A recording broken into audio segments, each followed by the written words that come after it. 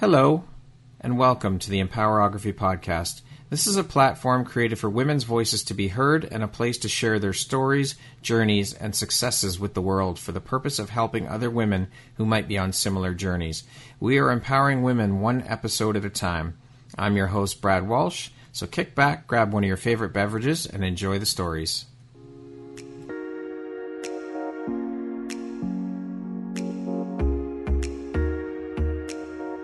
If you're looking for jewelry that makes an impact on your self-care routine and your style, Empowerography would love to offer you a discount code to one of our exclusive partners, Quartz & Canary Jewelry and Wellness Company.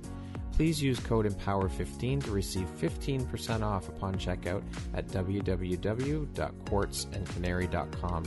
Quartz & Canary is truly the place where spirituality meets style. Hello there, Brad Walsh here, your host of the Empowerography Podcast. Today, my guest is Sarah Lambert. She is a photographer, educator, and business coach based in Whitby. How are you doing today, Sarah? I'm doing great, Brad. Thanks for having me. Thank you so much for taking the time to be here and be part of the Empowerography community and share a bit about your story and your journey with us. I'm anxious to jump in and get started on your story. Me too. It's going to be fun. So as I mentioned, you're a photographer. You started out your business in the world of photography as a family photographer. You've also launched a course that teaches moms the beautiful art of photography. You're a mentor, and you also launched a coaching business for women back in 2019. I want to talk a bit about your career as a photographer first. How long were you a photographer for, a professional photographer? I launched my photography business back in November of 2016. Okay. So it was, and I only recently stopped shooting. Okay. So it was a few great years and I absolutely loved it, but it was more of a stepping stone in my business, but something that I'm still so passionate about and so passionate to have the skills, because I feel like in today's day and age, photography skills are life skills, really, because we're all documenting our lives and time just goes by way too fast. So I love being able to have beautiful, beautiful photos to look back on. Well, you mentioned that photography skills are life skills, and I agree with you. And to that point, the life skills of turning them into people skills, being able to handle and deal with people, is a huge part of having a photography business. For sure. It's especially when you're shooting people, and a whole different challenge when you're doing family photography with the with the kids and that whole dynamic. So it is great. And I've always loved working with people, and that's why especially kids. And that's why I loved doing family photography, just because the emotion too, right? Mm-hmm. Being able to work with families and people and seeing the love, like I love that. Now, you had stated that this photography was a stepping stone for you in your business. Was that always the plan when you set out to start your business, that photography would be the stepping stone and this is where you want to get to, is where you are now with the coaching? Or did this just kind of evolve into that as you started the photography? You know, I wish I could say that I had some grand plan back in the day, but everything that I've done has always just happened very organically, which is great because I've never had to force anything.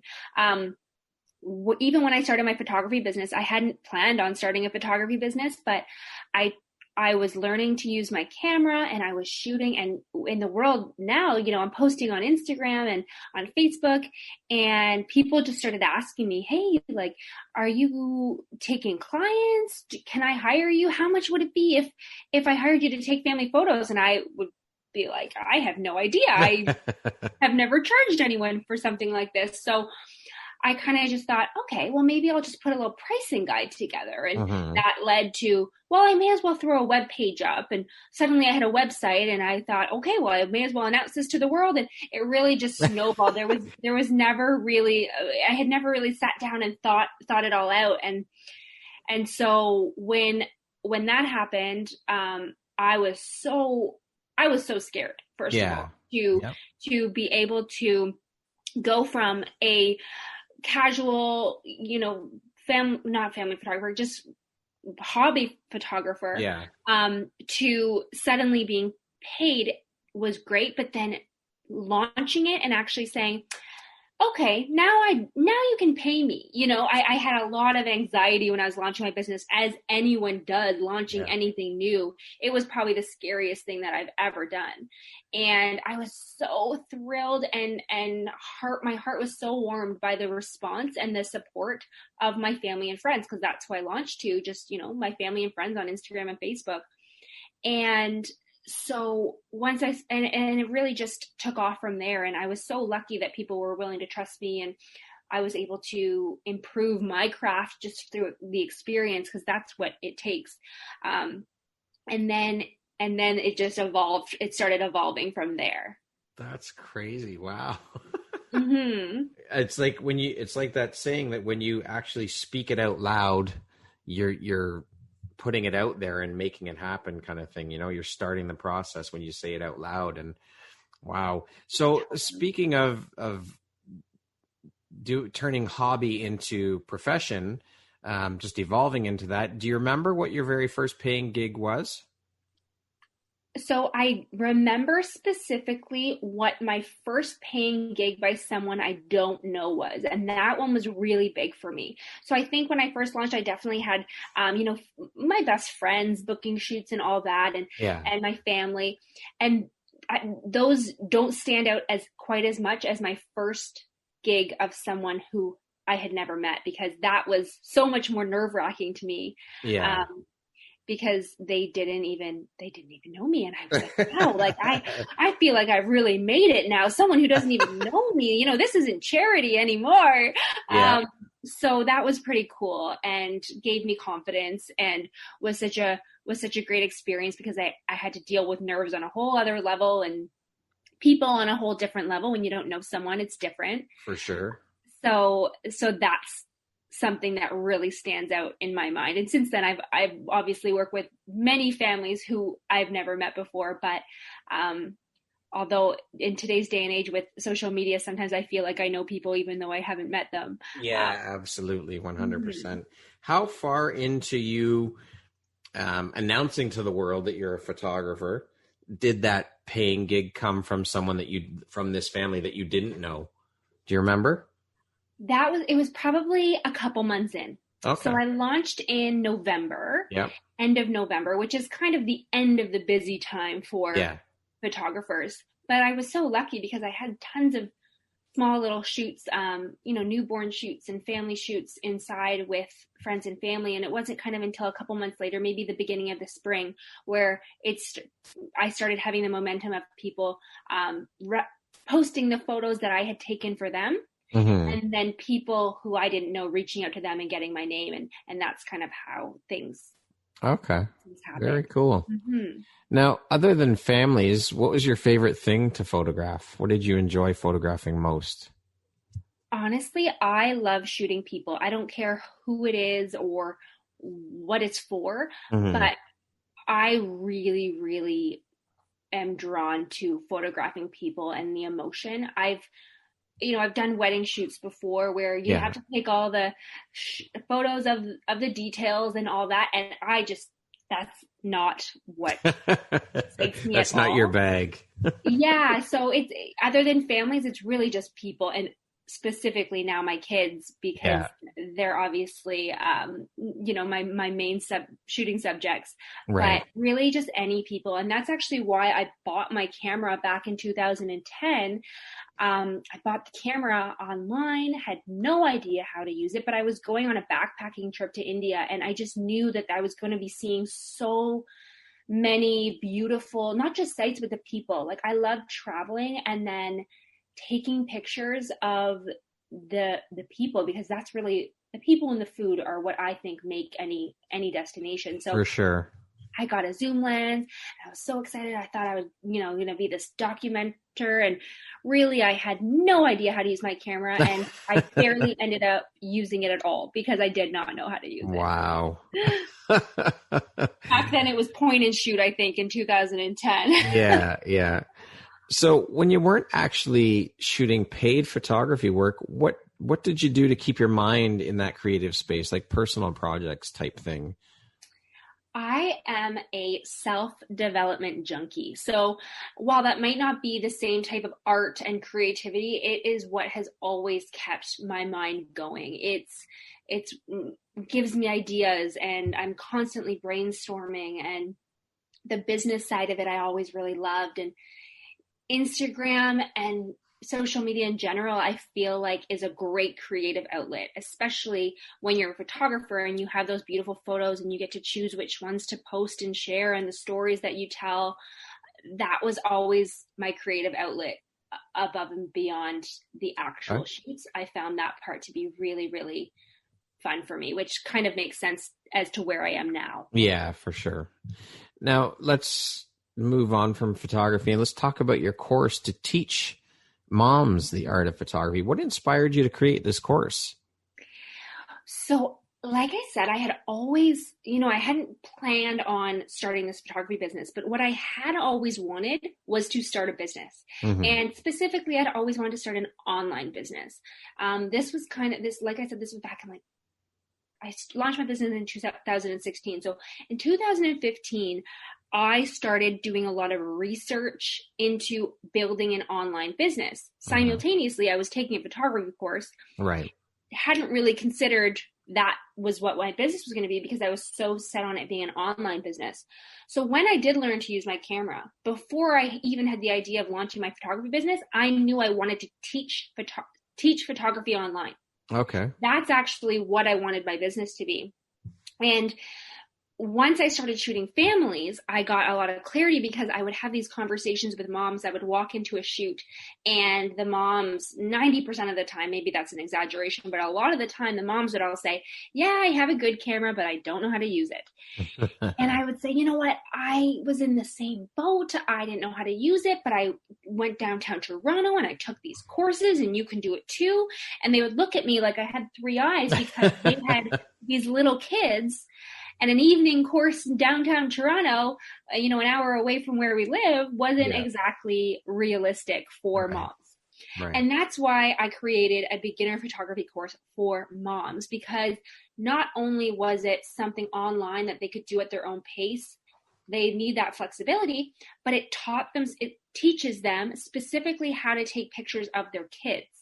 So we don't go into all the details about, product photography or landscape photography. It's very specific to taking pictures of your kids. Okay. And like I said before, kids can be difficult. So there's challenges associated to that, especially your own kids. So I was so happy to be able to help them gain that skill. Amazing. Now, are you still doing that? I am. Yeah. I still, sell my online course. It's a self-study course, so I'm not in it all the time, right. But I have in the past done in-person courses. Of course, now in COVID world, yes. I can't do that anymore. So that's fine because online works better for me anyways, now that I have a young family. And women are still going through it all the time. It's something that I'm so proud of because getting those messages from these moms who have taken this stunning photo, they always want to blur the background and get that really crisp, sharp image. And when they send it to me and they're just over the moon, it is the best feeling. That's awesome. Amazing. Mm-hmm. Now, how long have you been teaching moms? Sorry, I can't remember. Did you say when you launched that? No, I launched that. So I had in 2016, when I launched my business, it was probably 2017 when I had the idea, like, okay, I'm going to create this course. Right. I was working full-time downtown Toronto. I was doing photography on the side. And then I got pregnant in 2017. So it took me a couple years, and I didn't end up launching until 2019 when I was actually on maternity leave with my son. That's when I was really determined to get that course out because it was the way that I was able to quit my corporate job. Actually, right, that was kind of the catalyst. Mm-hmm. Yeah. So you've also started a coaching business for women back in 2019, business coaching. Can you tell us a bit about that business? And is the coaching strictly focused? Is it based generally in business, women who want to start their own business, women who want to make the jump into entrepreneurial life?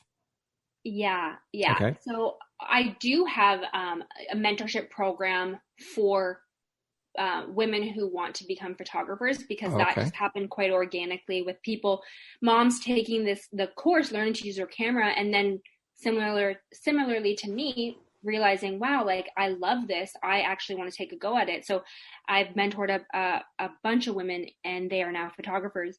Wow. But my business coaching, again, this happened very organically, where after I had so much success with my online course and was able to quit my corporate job, and, I used social media to leverage my business, and a lot of people were reaching out to me asking me, hey, can I pick your brain? Hey, can you give me some advice? And that's when I realized, or actually I was at a coffee date with an acquaintance who I knew from Instagram, and she wanted to pick my brain. So I said, sure.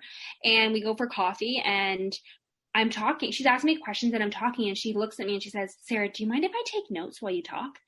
And so I laughed, and I said, oh, of course, no problem. And at the end of our coffee date, she said, I feel like I should pay you for this. Like, you helped me so much. Like, I feel like I should pay you.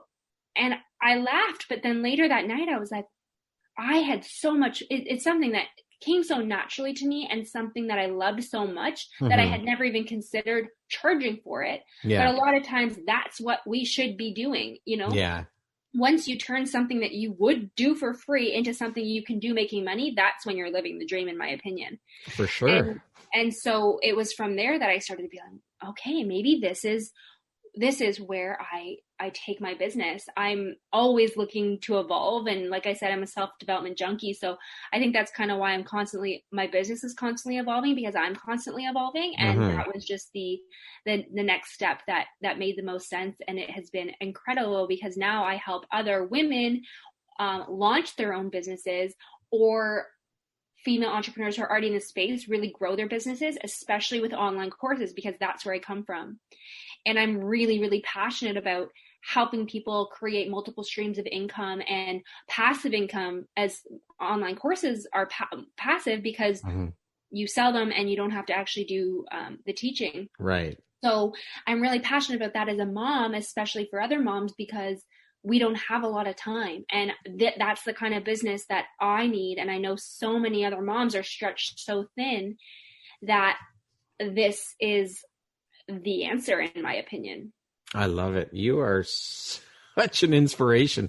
Amazing how your businesses evolve, and it's incredible. So this now, would you say that this is more the focus of what you're doing, as opposed to teaching moms photography with your photography course? Yes, for sure. Yeah. Okay. I officially launched my photography business in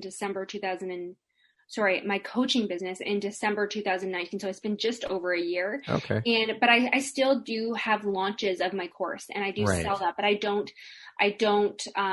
the courses are created, and I just kind of have launches because people are constantly asking for them. That's what I've been known for. Okay. And like I said, I love it, but the energy of my everyday work is more in the business, in the business coaching. Mm-hmm. So you've just had your 1-year anniversary. Congratulations. Thank you. Yeah, it was a crazy year, because I launched it in December, and I got pregnant with my second in January, and then, as we all know, March, the world shut down. So it was a pretty interesting first year of business, having a baby, 9 months in. And so I'm really, really looking forward to 2021, because I feel like I kind of have a fresh start. And my baby started sleeping a little bit better, so that always helps. That helps for sure. Yeah. That's so amazing, Sarah. You are an inspiration. Oh, thank you. What do you think your unique skill set or superpower is that's helped you become successful? Such an interesting question. But I would say it's my ability to see opportunity, not necessarily for myself, but for other people. I really, really love talking to people and being able to see their strengths and the opportunities that are available to them.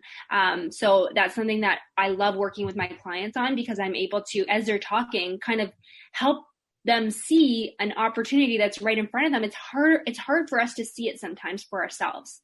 But I love being able to do that for my clients.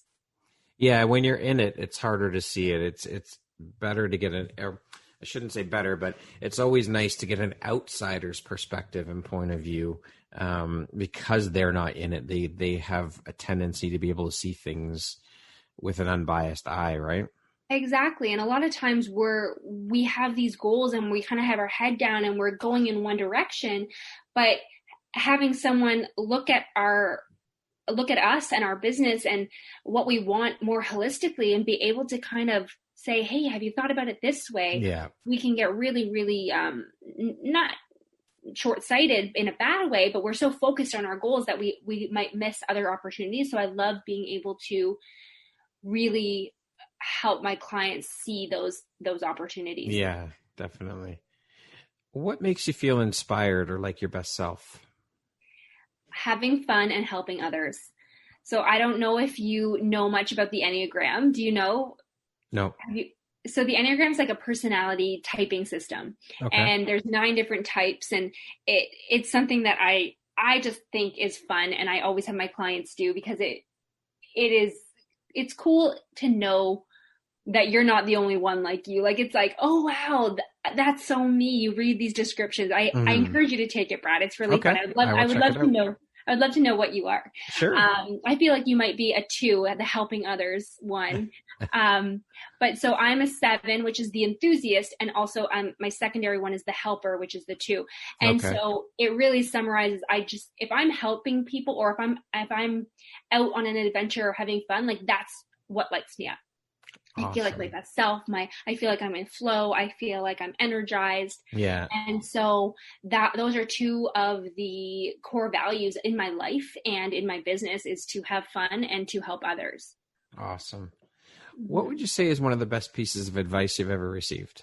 There are 2. So the first one would be, don't let perfect be the enemy of done or good. So a lot of times we want everything to be perfect, especially when we're in our businesses or doing a project where we're not 100% confident, where the reason that we want to be perfect is because usually when we want to be perfect is because we don't have high confidence. Once you're really confident at something, you don't really care if it's perfect. So I find that advice of don't let perfect be the enemy of done really helpful, because there comes a point in business where you just have to say, you know what?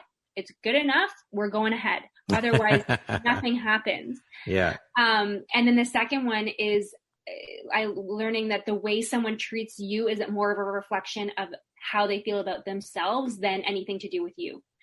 And that was a really powerful one, especially in the online space, because, you have people who might make a negative comment. Yes. You might not know them, or sometimes if you do know them, that's even worse. But being able to not let that derail you, stop you from living your best life, you're going for your dreams. I have so many clients who haven't done what they want to do because they're scared of what other people will think. And so that's why that one guides me so much and helps me guide my clients, because while your cousin or your ex best friend might think that you're silly, that's more of a reflection of how they feel about themselves and the fact that they're probably not going for their dreams, as to why they'd ever be critical of you. So those are two things that I feel like are important if you want to live your best life and get anything done, really.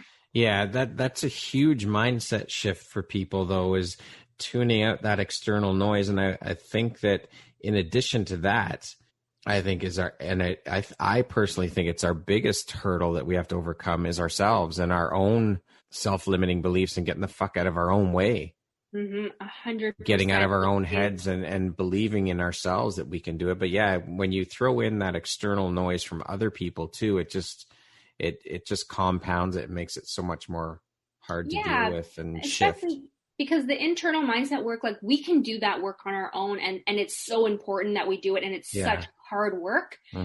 And so we can't after all that self-development and the mindset work and overcoming our limiting beliefs, we can't then let someone's comment derail all of that progress. Yeah. And it's really easy for that to happen. For sure. If we don't work on that mindset as well. So Absolutely. That's why that one is really, really important to me. For sure.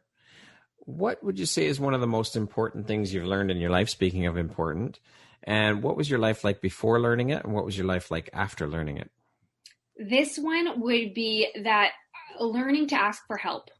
It is one of the hardest things people have the hardest time asking for help. And I don't know whether it's pride or whether it's just, society making us feel like we need to be able to do it all. And I had a really, really hard time on my first maternity leave with my son. I didn't ask for help nearly enough, and I was miserable. I had a terrible anxiety. I was extremely lonely, and I wasn't asking for help. And so as he got older, I got a little bit better, and it actually started, I was able to ask for help more once I started working on my business again and working on my course, because instead of saying I need help with the baby just because, I was able to say I need help with the baby so I can work. And that's what made me feel like I was worthy of help, which now I look back and say I didn't need a reason. I could have said I need help so I can close my eyes, or I can take a bath, or I can take a shower, or I can go for a walk. Self-care. Yeah, exactly. But back then, I saw so many other moms around me being able to do it with a smile on their face, and I felt like I needed to be able to do that too. And as I left that phase, I realized, wow, like I tortured myself. I could have just asked for help. And this time around has been so much different because I was asking for all the help all day long. Anyone who would offer it, yes, yes, yes. Yeah. And it has made it such a more enjoyable experience. So I'm sure. Asking for help, just, you don't have to be a mom to need help but that's kind of what made me learn that lesson. And I'm so grateful that I did. So I'm able to live a more fulfilled life because I can do more than just change diapers all day. Well, what you saw these women who appeared or were appearing as having to do it with a smile, but you don't know what they were going through. They were probably going through the exact same thing you were. Exactly. And I think that a big part of the reluctance for people in general to ask for help is fear of rejection. Yeah, that's probably true. Fear of rejection or fear of looking weak. Yeah. But I think that we as people need to get over ourselves and get over that fear. And I mean, really, all you have to do is open your mouth and ask. And I found in my travels and my journeys and my experiences that usually, I would say 95% of the time, people are more than willing to help. All you have to do is ask. I mean, people can't read your mind. People don't know you need help. All you have to do is open your mouth and ask. And like I said, people are usually more than willing to help out. For sure. Especially, the people that we're asking are usually the people who are close to us. They are, if the roles were reversed, we know we're happy to help them. So why wouldn't they be happy to help us? So for sure. You're so right. And that's what it's actually been so nice because people are fulfilled by helping. Yeah. Just like I love helping people. Exactly. People love helping me. So, being able to ask, the grandparents for help more, they love it. Yeah. And let's be honest, you're not talking about family, but friends or whoever else, or maybe a mentor or whatever the case may be. The worst that these people can do or say is no. And what's the big deal? They say no.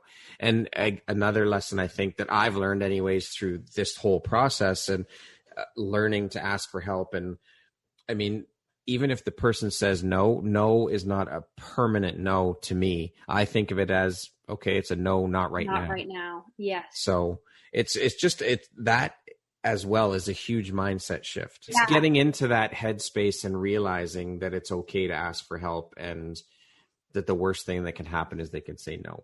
If that's the case, move along and you can ask someone else, right? For sure. And you know what? In addition to being, asking neighbors, friends, family for help, I am also a big hiring help person too, So it's like, okay, if I can't get someone to help me, I will outsource it. And right.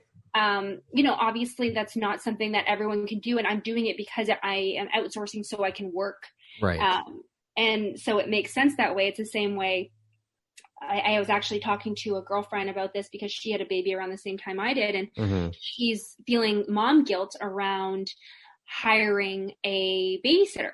Right. And I told her that it's the same thing, when you're an entrepreneur and a mom, you're balancing everything, and you have to be able to ask for help more than ever. Yeah. And she could either hire someone to do the work in her business, or she could hire someone to help with the baby. But what would she rather be doing? You know, you're spending, just because you have someone with your baby a couple hours a day, you have the rest of the day where you're a full-on mom, and you're a full mom for it and all that. So I think it's so important to ask for help, but also outsource when you can as well. For sure. Absolutely. Sarah, how do you define success? What does that word mean to you? That word is synonymous with happiness to me. And I know happiness is, you know, different for everyone. And I think that's great. So, but for me, it's being able to be fulfilled and create a life that makes you happy. I'm really, really passionate about helping people and creating a life that makes them happy, not just waking up every day and doing the same thing over again and expecting a different result. Like, that's the definition of insanity. Exactly. Deciding what you want and making it happen. Yeah. And not limiting yourself either. So not just like wanting the bare minimum, like really going for it. And what's going to make you so happy and so excited to get out of bed every day, whether it's time with family or the ability to go on fancy vacations, or for me, just simply being able to get up and not rush my kids out the door and being able to take them to school and book my calls and my meetings at times that the kids are at school or napping or whatever it might be. Like, that's happiness to me, because I used to work in the corporate world where I was commuting 3 hours a day, working 8 to 10 hours a day, and I had no time for anything. So being able to kind of design my own life, and that, I feel it doesn't matter how much money's in the bank. I could have $1 million, I could have $1. And I feel like I'm successful just because of that. Yeah, that corporate life is soul sucking. 100%. It truly is. All that time commuting, the time in it's just. Yeah, the politics, the energy there. Like, it doesn't matter if you love what you're doing or not. Just the energy. It was just so soul sucking, as you said. I hear that. Yeah, don't miss that, right? No, definitely not. Sarah, what are you most proud of? Along the lines of corporate, being able to quit my corporate job and go all in on my business is something that I'm definitely most proud of, above and beyond my kids, of course. Yes, of course. It was something that I always wanted to do. And when I was doing family photography, people would always ask me, oh, so do you think you're going to go full time on family photography? And I would always joke and say, well, family photography doesn't exactly supplement a corporate income. But in the back of my mind, I knew that's why I wanted to create an online business, because an online business, you're not trading time for money. It's so much more scalable. And so that's why when I was on mat leave, I was determined to get my online business up and running. And it was the reason I was able to quit. And I'm so glad that I've never had to balance mom life and corporate life at the same time, because I just don't know how people do it. Yeah. Yeah. What is your personal motto?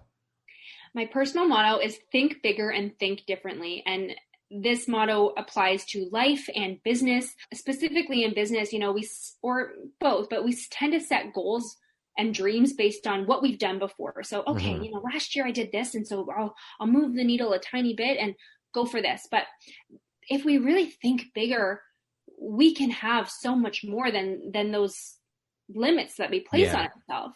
And then thinking differently is how I've seen success. So, I was a photographer, but instead of just staying as a photographer, I thought, how can I turn this into an online business? How can I think differently about what I can offer my clients? And that has been such a game changer. And I think that it's really easy for us to be constantly looking at what other people are doing and setting our goals based on, okay, well, they're doing this, maybe I could do that.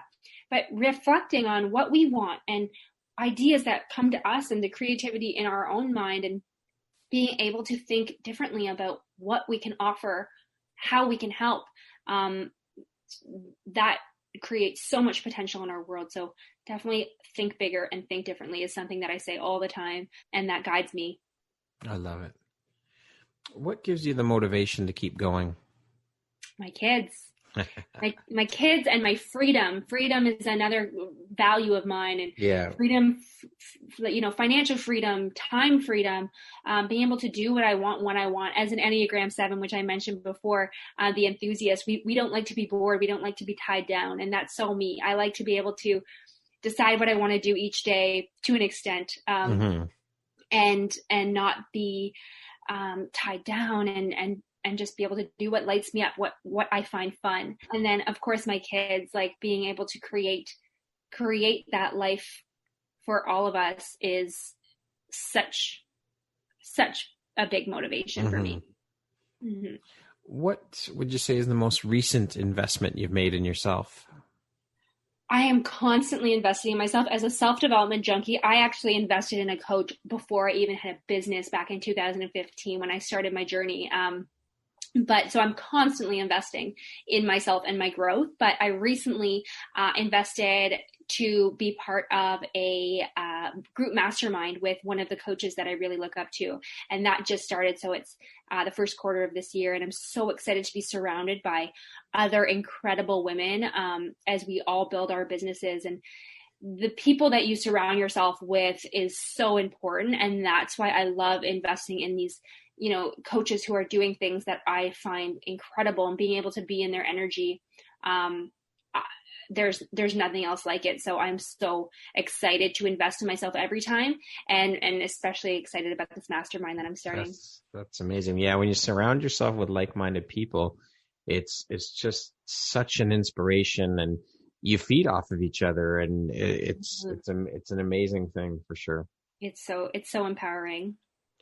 Speaking of empowering, what does the word empowerment? Very, very good segue there.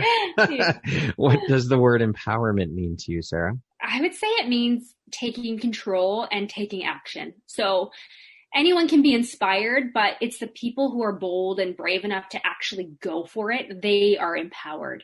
They're not just talking about it. They're taking action. They're changing the world. They're creating their dreams. And it is super powerful when you meet those people who are truly empowered. For sure. If you're writing your autobiography, what would the title be? That is a hard question. I've never thought of that before, but the word that comes to mind is limitless. And limitless in the sense of limitless love, limitless happiness, money, success. Mm-hmm. We can have it all. And I really, really believe that. So I never want anyone that I love to, or any of my clients or anyone to be putting limits on what they can have, because I think that as soon as you do take the limits that a lot of the limits that we have, society has created, but we've also created for ourselves and in our mind. Yeah, as we mentioned, self-limiting beliefs, and it's such a big thing. I mean, I come from a corporate background, you come from a corporate background, and hearing your story and my story, a bit about that whole background and just wanting out, that with you and I having that same feeling, there's a ton more people that want the same thing, that they just want out and they want to create that life that they dream of and they want, but they're scared to take that step. And that it's so sad. I was just having a conversation about this with someone else just before our podcast interview, and same kind of thing. It's like all of these people want to do this, but they don't. And it's kind of sad when you really think about it, that so many people end up staying in those miserable jobs that they go to every day, and they hate being there, all because they don't want to take a chance, or they're too scared to take a chance, or whatever, those self-limiting beliefs or outside noise, external noise from other people. And they end up stuck in this job for the rest of their lives. And that's so sad that so many people do that. It's really, really sad. And a lot of times I think people not blame, but use money as the reason why they do that. For sure. It's that safety, it's that security, but we've just decided that has to be the limits. Like, well, I need a good pension, and I need a good benefits, and I have my salary, and this is what's safe. And I think what's interesting is that so many people who are in these safe jobs lost their jobs during the pandemic. And what used to be safe isn't really safe or guaranteed anymore. And what I find to be, if I have to bet on anything, I don't want to bet on a huge corporation. I want to bet on myself. That's right. I'm going to bet on myself. And my husband says this to me all the time. He's like, you know what? Like, you have the confidence. I know whatever you set out to do, you're going to do, because you'll just keep going. And And so that's the beauty of working for yourself is, sure, not everything is going to work out exactly how you want it to, but when one door closes, another opens, and that's right. There's just endless opportunities. So limitless opportunities. Limitless opportunity. Yes. Thank you. Let's put in the title of your book there. Yeah. I like that plug. But you're right though. I mean, you talk about money, and that's one of the first things that comes to, I mean, I know that when I was thinking of making the jump when I was working corporate, because I worked in corporate for 12 and a half years, and it is money. Money does come up, and you're like, well, how will we ever be able to afford what we have now if there's only one income? And it is a valid reason, but it shouldn't be the reason that holds you back from doing it. Where there is a will, there's a way. And I honestly and truly believe that you can figure it out if you set your mind to it and you want it bad enough. I mean, don't get me wrong. Entrepreneurship takes a hell of a lot of work, and it is a roller coaster ride like no other in the world, but it's so worth it. It really is. 100%. And I think that a lot of it is fear. So people kind of, they need something the excuse to be like, okay, I can't afford it. I can't do it. But in today's world of the online space, we all have, it's not like before where you needed this huge marketing budget and only Coca-Cola could sell pop.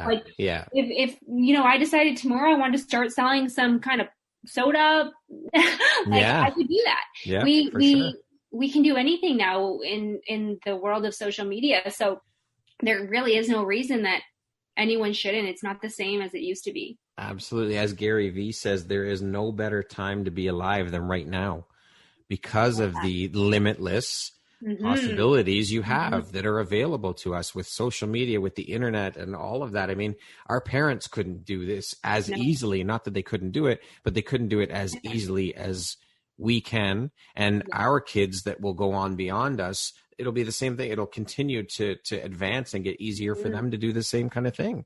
Yeah. And in addition to it being easier for us to start, there's a shift happening in the world where people want to support small businesses over large corporations. So that gives us an advantage as well, because, for me, even if I have to pay a little bit more to buy something from a local shop, I would much rather do that and support a family and rather than ordering from Amazon. So I think that it's really, really great that people are getting on that bandwagon. It's becoming such a trend because it's the best. For sure. Absolutely.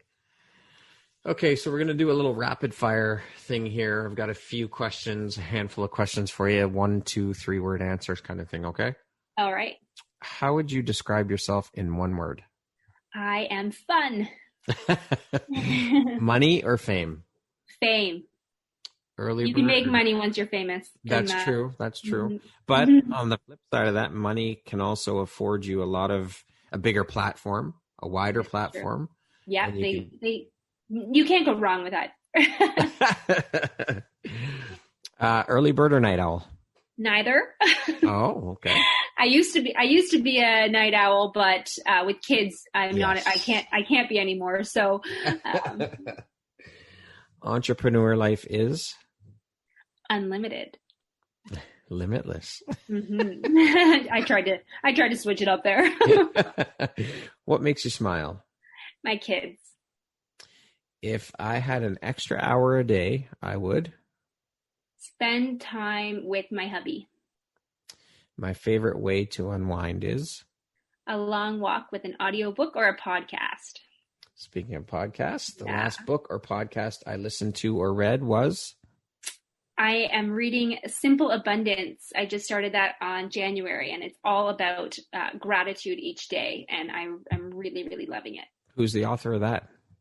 Oh gosh, I don't even know off the top of my head, but it has daily entries, so I read it each day before I do my gratitude journal, and it really just kind of sets your day up in a really great way. Excellent. Okay, that will be the end of the rapid fire section. Okay. If you had a theme song that played every time you walked into a room, what song would that be? I don't know if you know this song. It's called It's a Great Day to Be Alive by Travis Tritt. It's a country song. Nope, I do not. And it is, I think, the most feel-good song ever. And I listen to it when I celebrate. So when I'm celebrating a goal or a client, I love to put it on and dance around and sing at the top of my lungs. It's one of my favorite songs for sure. Awesome. If you could sit down and have a 1-hour conversation with anyone in the world, alive or dead, who would it be and why? You know, I would have to say Tony Robbins. I can't think of anything more inspirational than that, but I think that his energy, I enjoy his energy. I think he's a genius. I would love to get that high level coaching from someone. My mind immediately just went to all the different business coaches out there. So I thought, you know what, why not go right to the top and chat with Tony Robbins and see what he had to say. Okay. What is your favorite entrepreneurial book? The book Building a Brand Story. I don't know if you've read it. It is such an actionable book about how to communicate what your brand does in an effective way. Okay. And it's a book that I go back to constantly. It's almost like my Bible. So anytime I'm working on communicating, whether it's something in my business or a new offering, I really like to look to that book because it helps you reframe what you do to be about your client and not about you. I'll have to check that out. So, Sarah, if you could go back and give your younger self one piece of advice, what would that piece of advice be? It would be to hire a mentor sooner. Similarly to how I talked about asking for help, getting guidance from a mentor or coach has been transformational in my growth. And also it is the best way to grow fast. Okay. And so for years I was trying to do it all myself, DIY things, and it ended up costing me so much more time and money than if I had just kind of found someone who was doing what I want to do, hired them, had them help me. I would have saved a lot of growing pains, but at the same time, everything, you have to come to your own realizations that you're own. But that's something that has been really pivotal. That is something that has been really pivotal in my business, and I highly recommend it to anyone who wants to grow quickly. Okay. And lastly, Sarah, if you were to deliver your last 30-second speech to the world, what would that last 30 seconds sound like? I would say that, in today's day and age, there's no reason that we shouldn't be living the life that we desire, and it's never too late to become the person that you're meant to be. So it's okay if you aren't where you thought you'd be right now, but as long as you don't stay there any longer, once you realize that, take what you've learned along the way and use that to fuel you in the direction of your dreams and your dream life. And that I hope everyone takes one small step in the direction of their dreams today, and then another and another and another, and we will all be better off if everyone were to do that. Very wise words. Very true. I love it. Sarah, thank you so very much for taking the time to be here today and share a bit about your story and your journey with me, and just be part of the Empowerography community. I appreciate you, and the work you're doing is amazing. So thank you for taking the time out and sharing today. Thank you so much, Brad. I feel the same way about you. Keep doing what you're doing. I love hearing all the stories, and it's just amazing to be part of this community. Thank you. Once again, my name is Brad Walsh, host of your Empowerography Podcast. Today, my guest has been Sarah Lambert. She is a photographer, educator, and business coach based in Whitby, Ontario. Thanks, Sarah. I hope you have an amazing afternoon. You too, Brad. Thank you.